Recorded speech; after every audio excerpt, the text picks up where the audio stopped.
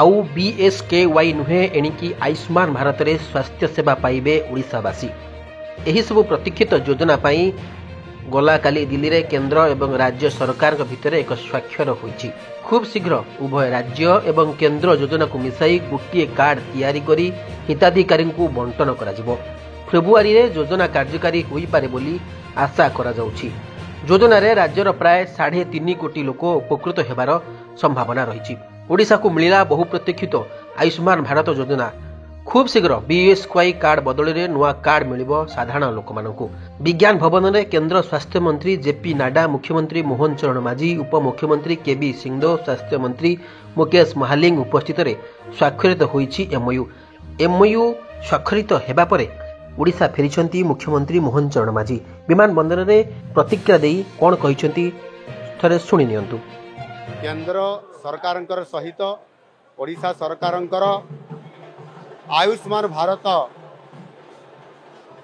प्रधानमंत्री जन आरोग्य योजना एवं ओडिशा सरकार गोपबंधु जन आरोग्य योजना रो एमओयू साइन है एवं से जो दीर्घ 2018 मसीह लंबा समय धरिकी ओडिशार लोक मैंने ये सुविधार वंचित होते गत सरकार ताकू हीनमान्यता कारण लागू करू नथिले ताहा आम सरकार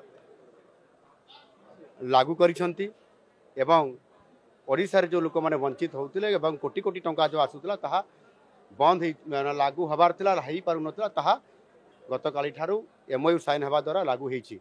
एनु निश्चित भाव रे 1,03,00,000 लोक एथिरे साहाय्य पाई परिबे, आर्थिक सहायता पाई परिबे एवं देशर विभिन्न जगह 30,000 रु अधिक हॉस्पिटल रे समाने मध्ये चिकित्सा पाई परिबे। विशेष करके ओडिशा बाहर भी जो लोक माने रहउचंती समाने मध्ये सुविधा पाई परिबे। आ गोटे कथा हला जो वयस्क वरिष्ठ नागरिक माने समाने मध्ये 23 लाख लोक 70 वर्ष रु अधिक जो वयस्क लोक माने मध्ये ए सुविधा समाने लाभ पाई परिबे एवं प्रति पंचायत रे समाने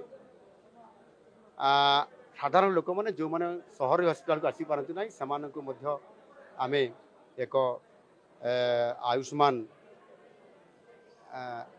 आरोग्य मंदिर ये योजना आमे कार्यकारी करने जाऊँ।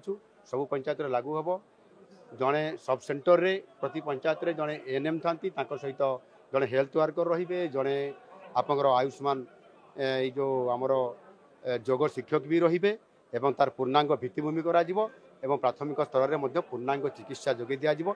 यह द्वारा ओडिशार लोक माने चिकित्सा क्षेत्र निश्चित भाव में समस्त प्रकार सुविधा पाई परिबे एवं लाभवान हेई परिबे।